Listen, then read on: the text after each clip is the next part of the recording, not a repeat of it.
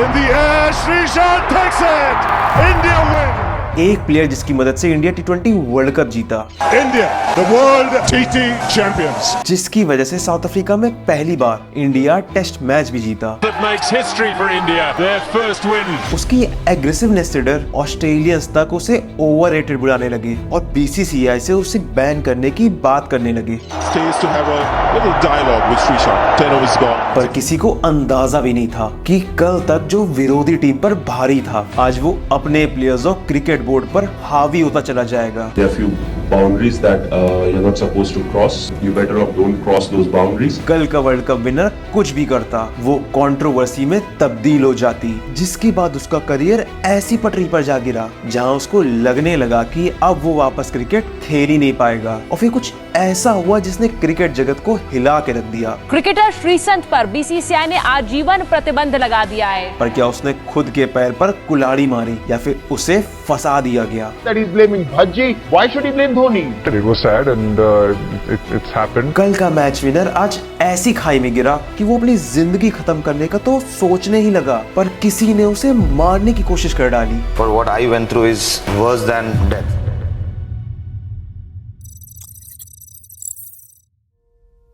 पूरा इंडिया जब लंबे वक्त के बाद सचिन के फॉर्म वापस आने की मन्नतें कर रहा था और चैलेंजर्स ट्रॉफी में उनकी वापसी होते देखना चाहता था, तब सचिन को लगातार स्लेज करते हुए उन्हें एक बॉलर आउट कर देता है। पर गॉड ऑफ क्रिकेट को आउट करने वाला कोई वेटरन प्लेयर नहीं बल्कि केरला का खिलाड़ी शांताकुमारन श्रीसंत है। ऐसे मौके को बुलाना, इतनी बड़ी विकेट लेके वो सीरीज के लीडिंग विकेट टेकर और मैन ऑफ द सीरीज बन गए थे। और उनकी काबिलियत देख के उन्हें मिलता है इंडिया टीम में खेलने का मौका। उन्हें मौका तो मिल गया था, पर सचिन जैसे लेजेंड खिलाड़ी की स्लेजिंग करना आगे आने वाली मुश्किलों का संकेत दे रही थी।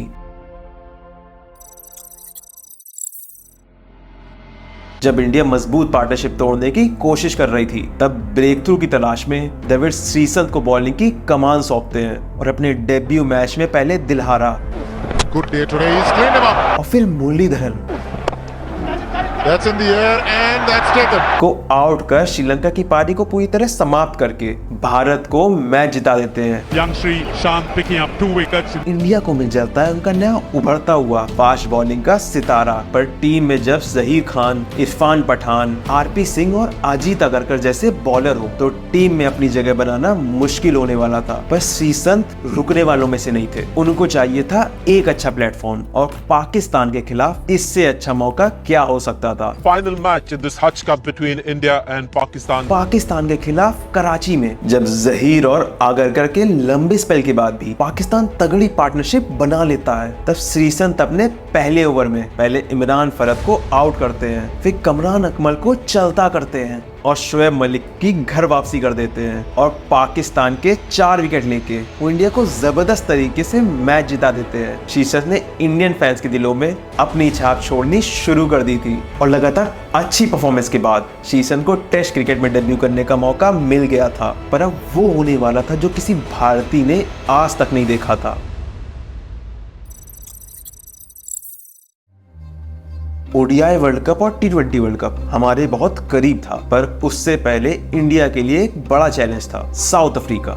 आज तक इंडिया साउथ अफ्रीका की जमीन पर एक भी टेस्ट मैच नहीं जीता था और प्लेयर्स की परफॉर्मेंस वर्ल्ड कप में उनका रास्ता तय करने वाली थी। और मैच की पहली इनिंग्स में इंडिया 249 पर ऑल आउट हो जाती है। ये स्कोर साउथ अफ्रीका के लिए लीड करना इजी था और इंडिया को मैच में बने रहने के लिए विकेट चाहिए थे। इसके बाद श्रीसंत अपनी पेस और सीम का जादू दिखाते हैं। वो एक किक साउथ अफ्रीका प्लेयर्स की धज्जियां उड़ाने लगते हैं। 5 विकेट लेके वो साउथ अफ्रीका की पारी को 84 रन पर समेट कर रख देते हैं। पर फिर कुछ ऐसा हुआ जिसने उनके 5 विकेट को ओवरशैडो कर दिया। South Africa bundled out for 84. जब इंडिया की दूसरी इनिंग्स में श्रीसंत स्ट्राइक पर थे तो साउथ अफ्रीका के bowler Andre nail mind game खेलने लगते हैं और श्रीसंत की स्लेजिंग करते हुए उल्टा सीधा कहने लगते हैं, तुम्हारे पास ना जिगरा है और ना तुम अच्छे हो जो मुझे परेशान कर सको। जिसके बाद श्रीसंत अगली बॉल में वो करते हैं जो कोई इंडियन खिलाड़ी से उस समय एक्सपेक्ट नहीं कर रहा था। And smashed it away. How far has it gone? वो गुस्से में आंद्रे नेल को छक्का मार देते हैं और गांगुली के मूवमेंट को याद कर श्रीसंत करते हैं तांडव। और नेल को पूरी तरह चुप करा देते हैं। The twirling of the bat. Andre Nel has gone for 6. South Africa को मिलता है 402 का टारगेट और श्रीसंत फिर से विकेट उड़ाने की शुरुआत करते हैं। पर ये श्रीसंत अलग था। वो नेल की स्लेजिंग के बाद एग्रेसिव हो चुके थे और वो साउथ अफ्रीका के फिर से 5 विकेट लेने वाले थे। पर अंपायर की गलत कॉल की वजह से वो सिर्फ 3 विकेट पे सीमित हो जाते हैं। पर उनकी वजह से साउथ अफ्रीका में पहली बार इंडिया टेस्ट विजेता बनता है। Their first win in Test cricket in South Africa. और 8 विकेट लेके वो बनते हैं मैन ऑफ द मैच। जिसके बाद रवि शास्त्री ने कुछ ऐसा कहा जो श्रीसंत की काबिलियत को पूरी तरह बयां कर रहा था। Ravi Shastri says he cannot remember an Indian bowler bowling so well. जब हर कोई भारत के उभरते हुए सितारे की तारीफ कर रहा था, तब मैच के बाद आईसीसी श्रीसंत की 20% मैच फीस काट देती है हाशिम अमला को आउट करने के बाद उनको स्लेज करने की वजह से। पर शायद ही किसी को खबर थी कि ये आने वाली मुसीबत के संकेत थे। इंडिया ओडीआई वर्ल्ड कप में पूरी तरह हार के बाहर हो चुकी थी। फैंस और प्लेयर को मिली इस चोट के घाव ताजा थे जो सिर्फ आने वाली टी20 वर्ल्ड कप से ही भरे जा सकते थे। और टीम की कमान सौंपी जाती है धोनी को, जिसके बाद टीम में आते हैं कई चेंजेस। इंडिया टी20 वर्ल्ड कप में यंग टीम लेके उतरती है और श्रीसंत को मिलता है अपना पहला वर्ल्ड कप खेलने का मौका। पर सेमीफाइनल की सीढ़ी इंडिया और साउथ अफ्रीका के मैच पर आकर रुक गई थी। ये मैच दोनों टीम का सेमीफाइनल का रास्ता तय करने वाला था। इंडिया हारता है तो सीधा होगी उनकी घर वापसी, और अगर साउथ अफ्रीका हारती है उसकी जगह तय होगी नेट रन रेट से। इंडिया रोहित शर्मा की बेहतरीन पारी से देती है साउथ अफ्रीका को 154 रन का टारगेट। पर 154 के चेस को रोकना वो भी साउथ अफ्रीका के सामने मुश्किल होने वाला था। Everyone just thought that's it. India will get rolled over here. सारे ऑड साउथ अफ्रीका के साथ थे, पर श्रीसंत के एवी डिविलियर्स और मार्क बाउचर के इंपॉर्टेंट विकेट की मदद से इंडिया साउथ अफ्रीका को 37 रन से हरा देती है और मिलती है इंडिया को सेमीफाइनल में entry. Looking strong. They're in the semis. फिर इंडिया का वर्ल्ड कप का रास्ता रोकने आती है ऑस्ट्रेलिया। पाकिस्तान उधर न्यूजीलैंड को हरा फाइनल में पहुंच चुकी थी। पाकिस्तान के जीत ने कहीं ना कहीं सब पे साइकोलॉजिकल प्रेशर डाल ही दिया था और सारे ऑड्स भी ऑस्ट्रेलिया के फेवर में दिखाए जा रहे थे। इंडिया देती है ऑस्ट्रेलिया को 189 का टारगेट और स्ट्राइक पर उतरते हैं ऑस्ट्रेलिया के ओपनिंग धुरंधर गिलक्रिस्ट और हेडन, और डिसेंट स्टार्ट से दोनों पारी जमाने लगते हैं और ब्रेक थ्रू की तलाश में श्रीसंत शुरू करते हैं अपना गेम। हेडन और गिलक्रिस्ट दोनों श्रीसंत की गेंदों पर बीट होने लगते हैं और प्रेशर में आके हेडन के खिलाफ होती है जोरदार अपील। वो बच तो जाते हैं पर श्रीसंत ने प्रेशर दुगना कर दिया था और जैसे ही अगले ओवर में श्रीसंत आते हैं वो गिलक्रिस्ट को क्लीन बोल्ड कर देते हैं। श्रीसंत ने इंडिया को इंपॉर्टेंट ब्रेक थ्रू दिला दिया था, पर राह आसान नहीं थी क्योंकि जैसे ही श्रीसंत का स्पेल खत्म हुआ ऑस्ट्रेलिया ने हवाई फायरिंग शुरू कर दी। हेडन बल्ले घुमा घुमा के छक्के मार रहे थे और मैच उस मोड़ पे लाकर खड़ा कर देते हैं जहां साफ साफ इंडिया हारते हुए दिख रहा था। फिर धोनी श्रीसंत को वापस लाते हैं और फिर वो होता है जो किसी ने एक्सपेक्ट नहीं किया था। श्रीसंत हेडन को भी क्लीन बोल्ड कर देते हैं। ऐसी सिचुएशन में विकेट लेके वो इंडिया की मैच में वापसी कराते हैं और सीनियर बॉलर्स की मदद से इंडिया मैच में फतेह हासिल करती है। 4 ओवर में सिर्फ 12 रन देके और 2 इंपॉर्टेंट विकेट लेके श्रीसंत इंडिया के हीरो बन गए थे और फिर वो होता है जो इंडियन क्रिकेट को नए मुकाम पर ले जाता है। In the air, Sreesanth takes it. India win. Sreesanth ने कैच नहीं वर्ल्ड कप ट्रॉफी पकड़ी थी और 24 साल बाद भारत में खुशियां लौटी थी जब इंडिया विश्व विजेता बनकर उभरी थी। लेकिन किसी ने ये नहीं सोचा था कि अपने प्राइम में आने के बाद भी श्रीसंत का करियर ऐसा मोड़ ले लेगा।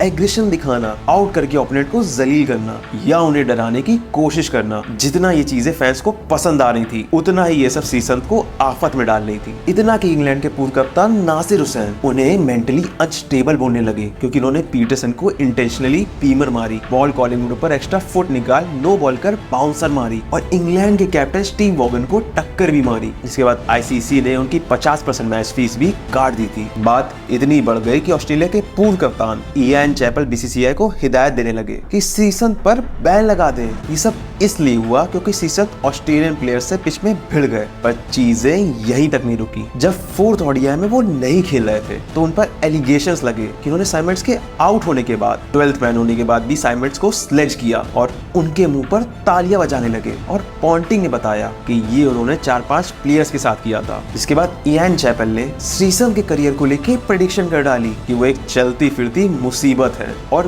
बीसीसीआई से अपील की कि इन्हें बैन कर दे, वरना वो भी शोएब अख्तर की तरह किसी बड़ी कंट्रोवर्सी का हिस्सा बन सकते हैं। धोनी ने सीसन को वार्न तो किया पर उनको सपोर्ट भी किया। You better off don't cross those boundaries. And if you want to irritate someone, it should be the opposition, not your side. So till he does both these things, and I'm really happy to let him do whatever he wants to do. पर क्या chapel की करी हुई prediction सच होने वाली थी?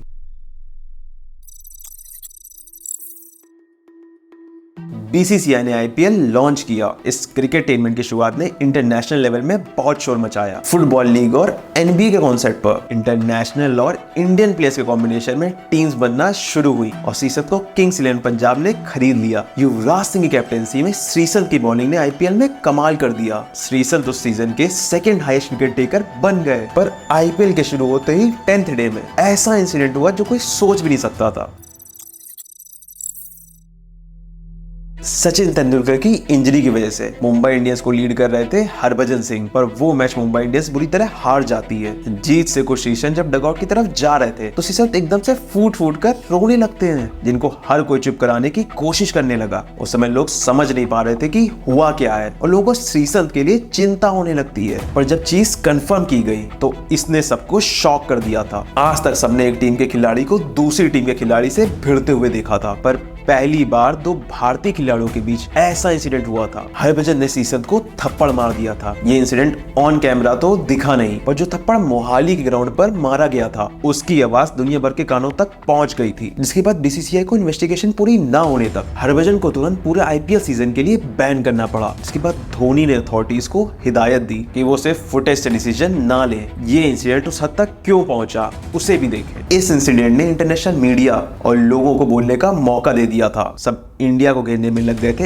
Aggression behaviour को promote करने के लिए। और 15 दिन चली इन्वेस्टिगेशन के बाद हरभजन को गिल्टी मान उन पर 5 ओडीआई का बैन तो लगा ही, और सिर्फ 2 मैच छोड़ उनकी सारी ऑक्शन फीस भी काट ली गई और लाइफ बैन की वार्निंग भी दे दी गई। दूसरी ओर श्रीसंत को बीसीसीआई की तरफ से एक लेटर भेजा गया। अगर आपने अपने व्यवहार में सुधार नहीं किया तो बोर्ड मजबूर हो जाएगा कोई डिसीजन लेने के लिए। बीसीसीआई ने इंसिडेंट के बारे में कुछ नहीं बताया, पर उस मैच के अंपायर अमीश साहिबा ने कई चीज रिवील की जो काफी अगली थी। वो बताते हैं कि श्रीसंत शुरू से ही मुंबई इंडियंस के खिलाड़ी को स्लेज करने में लगे हुए थे और एक प्रोफेशनल खिलाड़ी नहीं, एक नखरेबाज स्कूल के बच्चे की तरह व्यवहार कर रहे थे। और जब मुंबई इंडियंस पूरी तरह मैच हार चुकी थी तब भी श्रीसंत मुंबई इंडियंस के खिलाड़ी मुसवी खोटे को स्लेज करने में लगे रहते हैं, जो एमआई के ड्रेसिंग रूम में सबने देख लिया था। और जब मैच खत्म हुआ तो श्रीसंत ने हरभजन को कुछ बोल के प्रोवोक कर दिया था और फिर जो हुआ उसकी आवाज सबके कानों तक पहुंच गई थी। पर शॉकिंग तो ये था,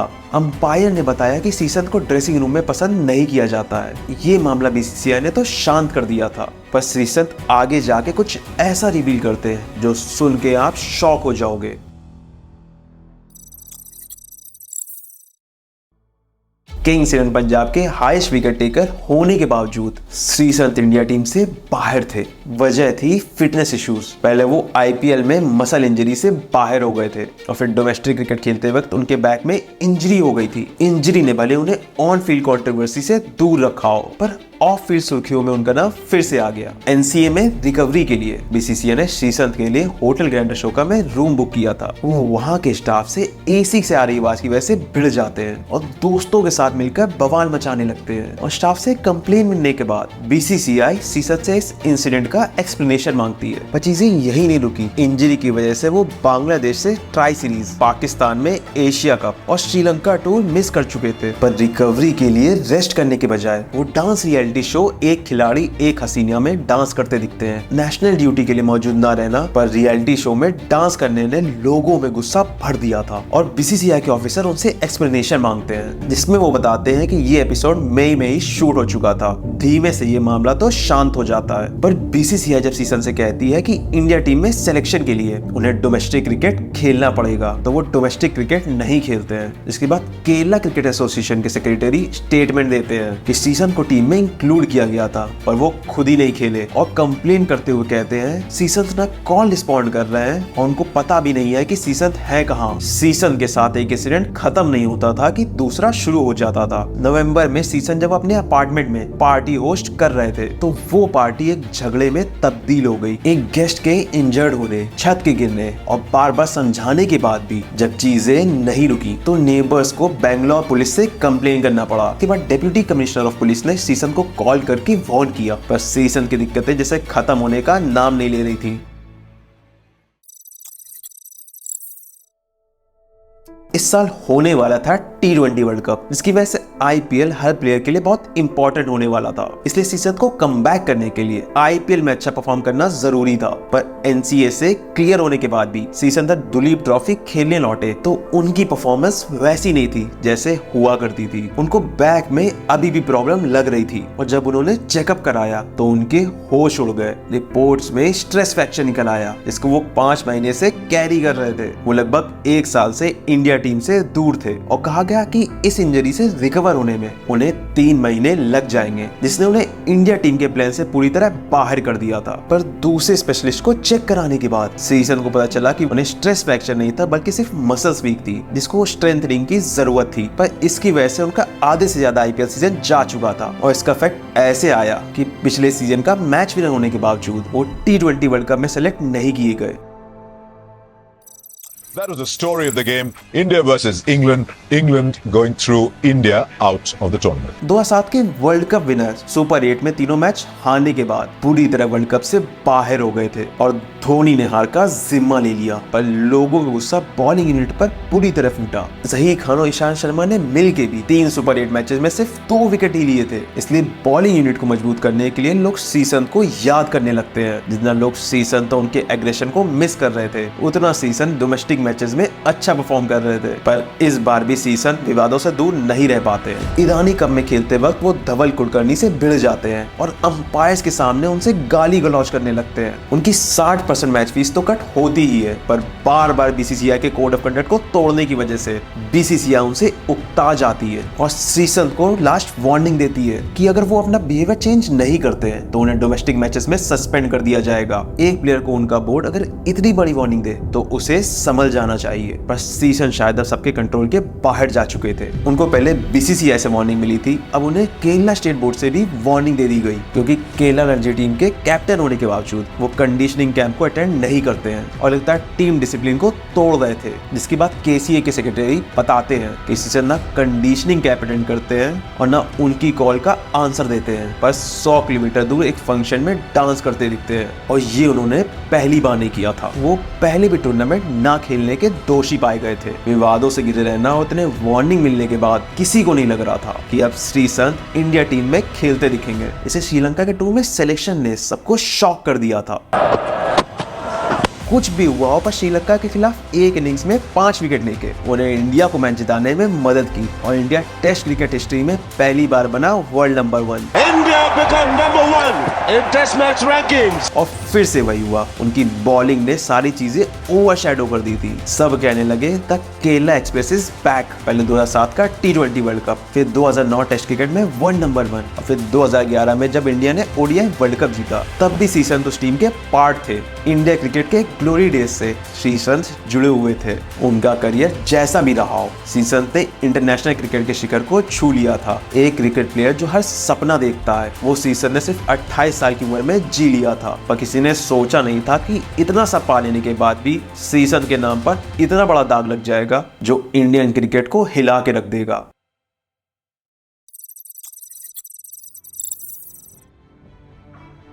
लगभग 1.5 साल हो चुके थे जब आखिरी बार सीसंत ने इंडिया टीम के लिए क्रिकेट खेला था और इंडिया टीम क्या, वो IPL डोमेस्टिक क्रिकेट सबसे दूर हो चुके थे। 2009 से सीसंत के पैर की उंगली में दर्द बना रहता था, पर उनको नहीं पता था कि उनका ये दर्द उनके करियर को हॉल्ट पर ला देगा। 2011 में केरला के लिए क्रिकेट खेलते वक्त वो चल भी नहीं पा रहे थे और जब देखा गया तो उनका अंगूठा सूज गया था। दर्द इतना था कि उनके लिए चलना भी दूभर हो गया था। इस करियर थ्रेटनिंग इंजरी से लौटना बहुत मुश्किल हो गया था। फिर उन्होंने सर्जरी कराने का फैसला कर लिया, पर सर्जरी कराने के बाद वो पूरी तरह व्हील चेयर पर आ चुके थे। कभी दर्द से तो कभी अपनी स्थिति देखकर वो रोते थे कि उनके साथ ही क्यों हुआ ये, और उनको लगने लगा कि अब वो वापस क्रिकेट नहीं खेल पाएंगे। सर्जरी के बाद 2 महीने व्हील चेयर पर और फिर 3 महीने क्रचेस पे चलने के बाद वो पूरी तरह टूट गए थे। पर अपने लाइफ के इस डार्क फेज में उन्होंने हार नहीं मानी। वो व्हील चेयर में भी जिम जाते और अपनी बॉडी मजबूत करने में लगे रहते। 14 महीने इस फेज से गुजरने के बाद सीसन मैदान पर वापस आ गए थे। पर किसी ने ये नहीं सोचा था कि जिस कमबैक का हर कोई वेट कर रहा था वो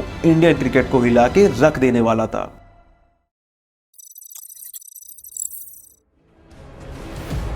What a ball from Sreesanth. Season में आते ही दिल्ली डेयरडेविल्स के बैट्समैन की गिल्लियां बिखेर दी थी। इतनी सर्जरी से गुजरने के बाद भी उनकी बॉलिंग में अभी भी वही केयर था। सारे लोग सीसन से आईपीएल में अच्छी परफॉर्मेंस की उम्मीद लगाए बैठे थे, क्योंकि होने वाली थी आईसीसी चैंपियंस ट्रॉफी। सीसन के पास चैंपियंस ट्रॉफी जीत के अपनी लेगेसी को मजबूत करने का सुनहरा मौका था, जिससे वो इंडियन क्रिकेट के एक लेजेंड बॉलर बन जाते। और राजस्थान रॉयल्स और मुंबई इंडियंस के साथ होने वाले मैच में वो ड्रॉप कर दिए गए। वजह कोई नहीं जानता था, सब हैरान थे, क्योंकि राजस्थान रॉयल्स ने ना कोई अपडेट दी थी और ना सीसन इंजर्ड थे। पर जो होने वाला था उसके बाद लोगों के पैर से जमीन खिसकने वाली थी। श्रीसंत एक पार्टी से लौट रहे थे तो 2 इनोवा गाड़ी आके उन्हें रोक देती है। श्रीसंत उस समय ड्रंक थे और एक लेडी फ्रेंड के साथ जा रहे थे। श्रीसंत को पहले लगा कि उनके साथ कोई प्रैंक कर रहा था, पर फिर 3 कमांडोज उतरते हैं, उन्हें अपनी गाड़ी में ले जाते हैं। पर श्रीसंत के बार बार पूछने पर भी वो नहीं बता रहे थे कि हुआ क्या है, और पुलिस उन्हें होटल ट्राइडेंट ले जाती है, जहाँ राजस्थान रॉयल्स की पूरी टीम रुकी हुई थी। और वहाँ के सीईओ को वारंट दिखा, वो 2 और प्लेयर्स को उठा के ले जाती है। और फिर दिल्ली पुलिस कुछ ऐसी चीजें रिवील करती है जो आईपीएल के नींव को हिला के रख देती है। सीसन जब अपना दूसरा ओवर फेंकने आते हैं तो लंबा वार्म अप और आराम से फील्ड सेट करके वो बॉलिंग करने आते हैं। पहली गेंद डॉट हो जाती है, दूसरी बाउंड्री के पार चौके के लिए चली जाती है, तीसरी बॉल फिट आउट होती है और चौथी गेंद पर शॉन मार्श सिंगल लेते हैं। 5वीं गेंद में गिलक्रिस्ट उन्हें चौका मार देते हैं और आखिरी बची बॉल पर गिलक्रिस्ट शॉट अच्छे से टाइम नहीं कर पाते हैं और सीसन फॉलो अप में बॉल से हाथ उठा देते हैं, जिसकी वजह से बॉल बाउंड्री के पार चली जाती है। एक ओवर में 13 रन देने के बाद सीसन को बॉलिंग से हटा दिया जाता है और पूरे मैच में उन्हें फिर से बॉलिंग नहीं दी जाती है। राजस्थान वो मैच जीत तो जाती है, पर सीसन को नहीं पता था कि राजस्थान के लिए उनका ये आखिरी ओवर होने वाला था। सीसन अगले मैच पर ड्रॉप कर दिए जाते हैं और राजस्थान रॉयल्स के हेड कोच बताते हैं कि सीसन मुंबई इंडियंस मैच से ड्रॉप होने के बाद गुस्से में अपना आपा खो बैठते हैं और उन्हें और राहुल द्रविड़ को अब्यूज करने लगते हैं। इसके बाद राजस्थान रॉयल्स उन्हें सैक कर देता है। सबको उनका मैच में ना सेलेक्ट होने पर ऐसा रिएक्शन देना समझ नहीं आ रहा होता है, पर आगे चल के ये पहेली सुलझ जाती है। दिल्ली पुलिस सीसंत और 2 राजस्थान प्लेयर्स को अरेस्ट करने के बाद प्रेस कॉन्फ्रेंस करके जो बताती है वो सुन के सबका आईपीएल से विश्वास उठ जाता है। पुलिस बताती है कि सीसन जब किंग्स 11 पंजाब के खिलाफ अपना दूसरा ओवर डालने आते हैं तो उनके टॉवल को निकाल के आगे लगाना सिग्नल था बुकीज के लिए कि वो इस ओवर में कुछ करने वाले हैं, और वो जो लंबा वार्म अप करते हैं वो बुकीज को टाइम देने के लिए होता है कि वो पैसा लगा पाए। और उस ओवर में सीसन 13 रन देते हैं और एक नो बॉल भी अटेम्प्ट करते हैं जो अंपायर्स नोटिस नहीं कर पाते हैं, और ये सब सीसन उनके 14+ रन की स्पॉट फिक्सिंग की वजह से करते हैं, जो वो जीजू जनार्दन के कहने पर करते हैं। जीजू जनार्दन सीसन के दोस्त थे, चाहे 2008 में सीसन के अपार्टमेंट में पार्टी इंसिडेंट हो या होटल के स्टाफ के साथ सीसन की लड़ाई, जीजू हमेशा उनके साथ रहते थे और दोनों हमेशा साथ में ट्रैवल भी करते थे। दिल्ली पुलिस का कहना था कि उनके पास बुकीज, जीजू जनार्दन और सीसन के बीच के टेप्ड कन्वर्सेशंस हैं, जिसके बाद उनको अरेस्ट करने का एक्शन लिया गया है। वर्ल्ड कप विनर ने स्पॉट फिक्सिंग की, ये खबर आग की तरह फैलने लगी। किसी को विश्वास ही नहीं हो रहा था कि सीसन जैसा प्लेयर जो क्रिकेट के लिए बहुत पैशनेट था वो ऐसा भी काम करेगा, और दुनिया भर में इसकी चर्चा होने लगती है। सीसन के साथ 2 और प्लेयर थे जिन पर भी स्पॉट फिक्सिंग के एलिगेशंस लगे थे। इसके बाद सड़क से संसद तक हल्ला मच गया था, बैन आईपीएल। लोगों का गुस्सा उफान मार रहा था क्योंकि सबको लगने लगा था कि उनके साथ धोखा हुआ था, और इंडियन क्रिकेट हिस्ट्री में पहली बार कोई जेल गया था फिक्सिंग की वजह से, जहां जेल में एक अपराधी उन्हें मारने की कोशिश करता है। 13 साल बाद फिर से इंडियन क्रिकेट में ब्लैक डे आ गया था। पर क्या सही में उन्होंने फिक्सिंग की थी या उन्हें फंसा दिया गया था? पुलिस 6000 पन्नों की चार्जशीट फाइल करती है और प्लेयर्स पर कई सेक्शन के साथ साथ मकोका लगाती है। उधर बीसीसीआई की एंटी करप्शन यूनिट अपनी इन्वेस्टिगेशन चालू करती है और सारे सबूतों और सीजन के साथ हुए सेशन को ध्यान में रखते हुए फैसला सुनाती है। रवि सवानी जो बीसीसीआई एंटी करप्शन के हेड थे, वो रिपोर्ट सबमिट करते हैं बीसीसीआई को, जिसमें उनका जजमेंट 3 फैक्ट्स पर बेस्ड था।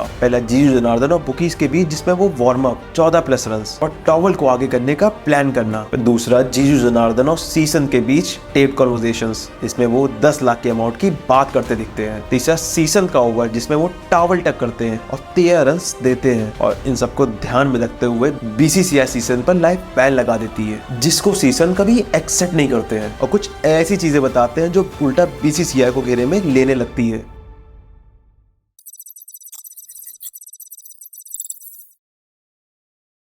ट्विटर का यूज करके सीजन 2008 में हुए स्लैप गेट इंसिडेंट की कई चीजें रिवील करते हैं। इंडियन एक्सप्रेस के इस आर्टिकल के हिसाब से सीजन ट्वीट करते हैं कि मैं चाहता हूँ आप सबको सच पता चले, भज्जी ने मुझे कभी थप्पड़ नहीं मारा पर एल्बो मारी थी जो प्री प्लान था। मैं इसलिए शांत था कि मेरे पास कोई सपोर्ट नहीं था और मुझे टीम में अपनी जगह खोने का डर था। असली इंसिडेंट की वीडियो आईपीएल के पास है, दुनिया को वो वीडियो दिखाओ। सबने मेरे पर ब्लेम लगाया कि मैं इमोशनल हो गया था। कोई भी इमोशनल हो ही जाएगा जब आप किसी को वर्शिप करो और वो बैक स्टैबिंग पर्सन निकले। और अब जब सीजन पर एक्यूजेशन लगे तो उनका कहना था कि उन्हें मुंबई इंडियंस के मैच से इसलिए ड्रॉप किया गया था क्योंकि उन्होंने स्लैप गेट के बारे में कई चीजें रिवील कर दी थी, जिससे बीसीसीआई गुस्सा गई थी। और ये भी कहा था कि जब उन्होंने MS धोनी को आईपीएल में आउट किया था और उस विकेट को पागलों की तरह सेलिब्रेट किया था, तो उनको कभी CSK के खिलाफ खेलने नहीं दिया गया और उनको बस फ्रेम किया जा रहा है। सीसन के फादर ने इस इंसिडेंट के बाद धोनी और हरभजन पर सीसन को फंसाने की बात कही थी, पर सच था क्या और फाइनल वर्डिक्ट क्या थी? लंबे चले इस केस में सीसन समेत दोनों प्लेयर को बरी कर दिया गया, पर बीसीसीआई ने उनसे लाइव बैन हटाने से मना कर दिया। इसके बाद सुप्रीम कोर्ट ने 2019 में बीसीसीआई से उन पर लाइव बैन हटाने का फैसला दे दिया। पर क्या लाइव बैन हटाना और ट्रायल कोर्ट से बरी करने ने उन्हें निर्दोष साबित कर दिया? और क्या उन्होंने स्पॉट फिक्सिंग नहीं की थी? जीजू जनार्दन और सीसन के बीच टेलीफोनिक कन्वर्सेशंस में जीजू सीसन से 10 लाख की बात करते दिखते हैं और जब सीसन से इस पैसे के ट्रांजैक्शन के बारे में पूछा तो सीसन इसका एक्सप्लेनेशन नहीं दे पाए और चैरिटी का पैसा बता बहाना किया, जो कोर्ट को बिल्कुल पसंद नहीं आया। सीसन ने कोर्ट में एक्सेप्ट भी किया कि ये उन्हीं की रिकॉर्डिंग थी और जब कोर्ट ने ये भी पाया कि उन्होंने सिग्नल भी किया था और 13 रन्स भी कंसीड किए और अगर जो नो बॉल उन्होंने ट्राई की थी वो हो जाती तो सीसन ने 14 रन दे दिए थे। और जीजू जनार्दन का फिक्सिंग में हाथ होने के बाद भी सीसन का उनके साथ लगातार घूमना कोर्ट को पसंद नहीं आया था। कोर्ट को कॉन्वर्सेशंस, सिग्नल्स और 14+ रन्स एक्सीडेंटल नहीं इंटेंशनल लगी, पर फिक्सिंग के प्रॉपर लॉस ना होने के कारण कोर्ट को उन्हें